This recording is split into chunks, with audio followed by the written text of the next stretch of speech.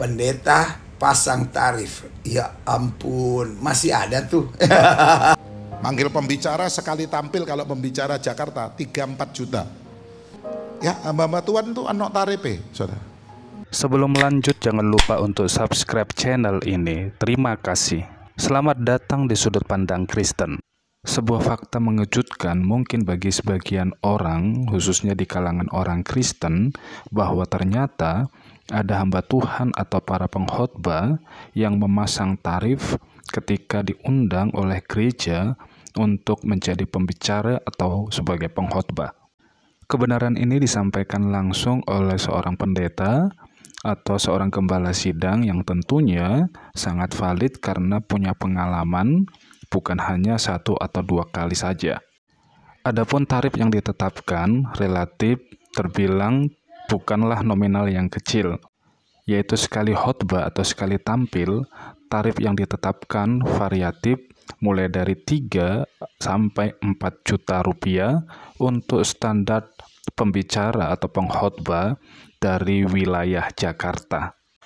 Tentu hal ini menimbulkan perdebatan dan pro kontra di kalangan orang Kristen, khususnya hamba Tuhan, tentang apakah boleh seorang pendeta atau hamba Tuhan menetapkan tarif dengan nominal tertentu ketika diundang untuk menjadi pembicara atau pengkhotbah oleh gereja-gereja yang mengundang.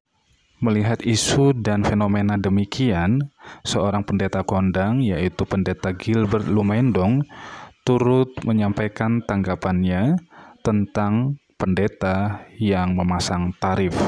Di dalam channel YouTube-nya, pendeta Gilbert Lumendong menyampaikan kecaman keras terhadap pendeta yang memasang tarif, bahwa pendeta yang demikian adalah pendeta atau hamba Tuhan yang norak dan kampungan. Usulannya cukup banyak, yang untuk dibahas adalah tentang pendeta pasang tarif. Ya ampun, masih ada tuh.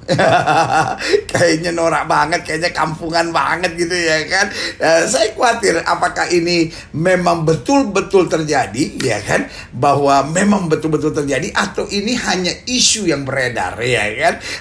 Mungkin yang menanyakan ini saya nggak tahu karena tidak ada bukti. Kita sempat coba nanyakan, ada bukti nggak percakapan atau ada bukti surat nggak bahwa pendetanya pasang tarif, pendetanya minta kalau saya datang saya mesti sekian harganya. Belum pernah disampaikan bukti, tapi saya khawatir bahwa ini hanya isu-isu yang beredar. Tapi lepas daripada apapun, nah gini, jadi saya teringat firman Tuhan, ya kan. Jadi kalau saudara tanya pendeta Gilbert, bagaimana dengan pendeta yang pasang tarif? Nah, kita harus belajar dari Injil Matius pasal 10. Injil Matius pasal 10, waktu Yesus mengutus ke-12 rasul, mulai dari ayat yang kelima.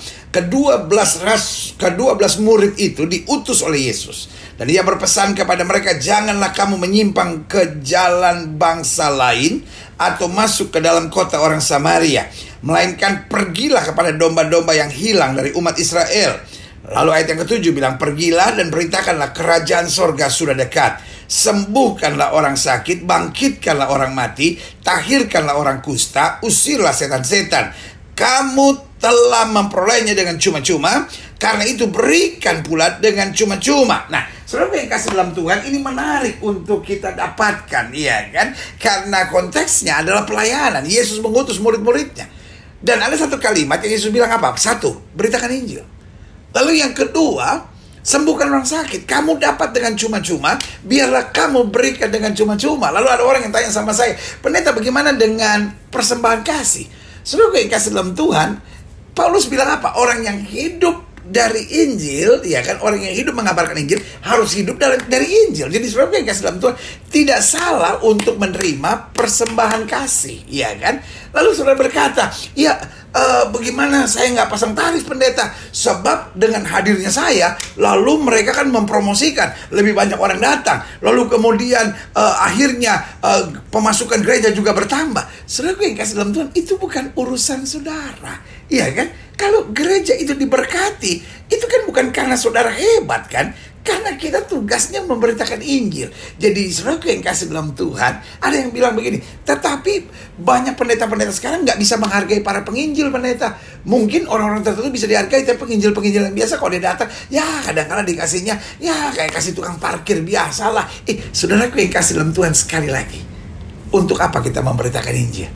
Kalau kita ada kesempatan saja untuk memberitakan Injil, itu anugerah Tuhan. Jadi saudara yang kasih dalam Tuhan, buat rekan-rekan saya mengerti. Ada orang-orang yang bilang, ya pendeta gimana ya pendeta, kita kan juga perlu hidup. Saudara yang kasih dalam Tuhan, tahukah saudara, burung di udara yang tidak pernah menabur, tidak pernah menanam, Tuhan pelihara. Apatah lagi orang percaya. Jadi kalau saudara tanya sama saya, bagaimana dengan pendeta yang pasang tarif? Yang pertama, saya tidak bisa menghakimi. Itu urusan dia sama Tuhan. Yang kedua, bagaimana dengan pendeta yang pasang tarif? Buat saya, orang itu menjadikan pelayanan sebagai ladang bisnis. Yang ketiga, lalu orang tanya sama saya, pendeta, bagaimana dengan hamba-hamba Tuhan yang pasang tarif? Apakah pendeta setuju? Jelas saya katakan, saya tidak setuju.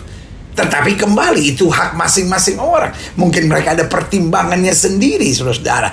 Tetapi bagi saya, puji Tuhan, dari saya pertama kali dipilih dan dipanggil Tuhan dan melayani Tuhan 21 Juli 1984 sampai hari ini, saya sangat menolak pelayanan yang sifatnya bisnis seperti itu. Karena buat saya, kita melayani, dan puji Tuhan, sampai sejauh ini saya melayani Tuhan. Banyak kampung-kampung saya layani, banyak persekutuan-persekutuan doa kecil saya layani. Bahkan sempat kira-kira 1 tahun saya melayani kenek-kenek bis, supir-supir bis. Saya mulai dari Lapotuak mereka di Cinere, terus sampai ada satu keluarga yang terbeban, keluarga Dr. Tobing akhirnya memberikan tempatnya untuk kita beribadah di sana. Dan saudara yang kasih dalam Tuhan, sampai hari ini saya melayani di seluruh 34 provinsi dari Sabang sampai Merauke. Dan puji Tuhan, Tuhan pelihara. Jadi kepada setiap hamba-hamba Tuhan yang berpikir untuk pasang tarif, sebagai hamba Allah, saya hanya mau ingatkan buat saudara, mari kita pegang firman Tuhan. Kita dapat dengan cuma-cuma, mari kita bagikan dengan cuma-cuma. Tetapi juga saya menghimbau khususnya kepada gereja-gereja yang cukup diberkati, hargailah hamba-hamba Tuhan. Jangan cuma hargai hamba-hamba Tuhan terkenal, jangan cuma hargai hamba-hamba Tuhan dari luar negeri. Oh, dia terkenal, dia dari luar negeri, oh dia dikenal di mancanegara, oh kami harus memberikan persembahan besar buat mereka supaya kalau kami undang datang lagi. Saudara yang kasih dalam Tuhan, church is not a business. Jadi hargailah. Mungkin dia hamba Tuhan tidak terkenal, mungkin dia hamba Tuhan biasa, mungkin dia hamba Tuhan dari kampung, tapi saudaraku yang kasih dalam Tuhan, siapapun dia, panggilannya lah hamba Tuhan. Jadi dari sini juga saya mengetuk, apalagi gereja-gereja yang sudah diberkati, gereja-gereja yang dapat berkat dari Tuhan cukup banyak. Mari kesempatan kita mengundang hamba-hamba Tuhan, kita memberkati dia dengan persembahan yang baik. Apa yang disampaikan oleh Pendeta Gilbert dalam konteks pelayanan, seorang hamba Tuhan atau pendeta seharusnya melayani, fokus memberitakan Injil sebagaimana yang dilakukan oleh Yesus. Kemudian, ia juga menyampaikan bahwa beritakanlah Injil dengan cuma-cuma. Kemudian, Pendeta Gilbert juga mengecam jikalau ada hamba Tuhan atau pendeta yang memasang tarif. Ketika dia melayani, dia menjadikan pelayanan itu sebagai ladang bisnis. Dan hal ini tidaklah berkenan di hadapan Tuhan. Ia mencontohkan dirinya selama pelayanan, dia tidak pernah melakukan hal yang demikian. Ia lakukan dengan tulus, dengan sukarela, agar nama Tuhan dipermuliakan lewat pemberitaan Injil. Dan ia juga menanggapi kemungkinan pertanyaan, apakah hamba Tuhan tidak boleh menerima persembahan kasih dari gereja yang mengundang? Tentu hal ini sah-sah saja. Jadi intinya adalah saling menghargai dan saling menghormati. Jadi tidak boleh melakukan sistem yang namanya simbiosis mutualisme untuk saling menguntungkan satu dengan yang lain.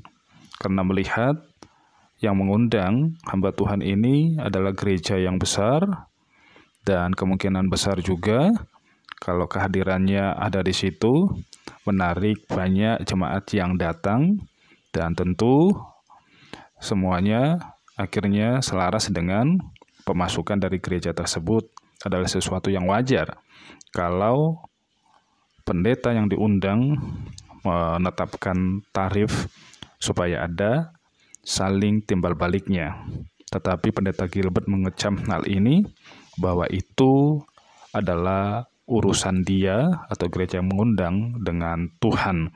Fokus dalam konteks pelayanan sebagai seorang hamba Tuhan atau pendeta ketika layani berfokus kepada mewartakan atau memberitakan Injil dan beritakan Injil dengan cuma-cuma. Jadi persembahan kasih sifatnya adalah sukarela.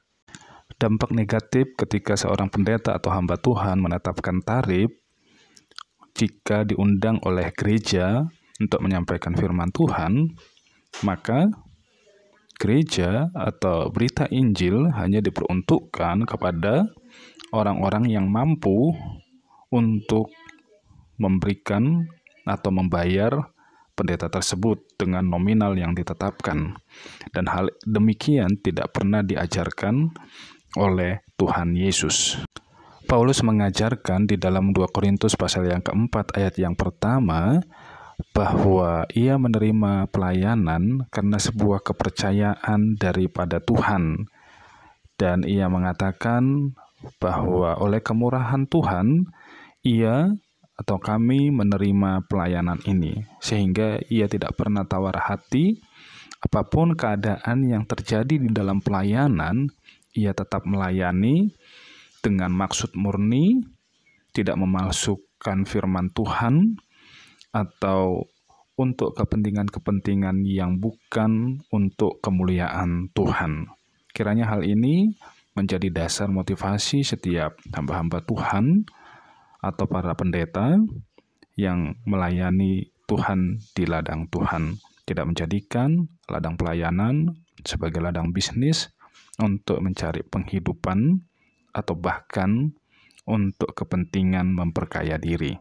Tuhan Yesus memberkati.